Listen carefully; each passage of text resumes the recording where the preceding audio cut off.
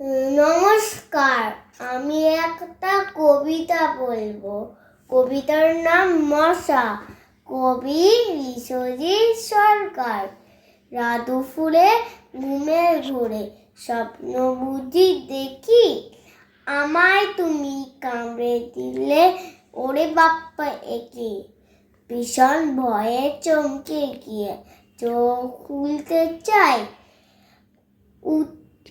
চেষ্টা করি সেই কাজটি করতে নারী ভাই।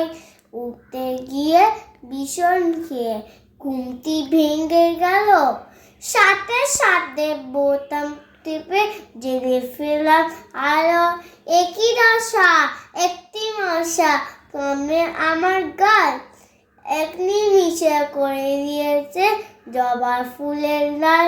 নাদে নুড়ি কি যে করি, শেষে তুমি মশাই। আমি বুঝলাম পাগল হলাম তোমার প্রেমের নেশায়। টাটা।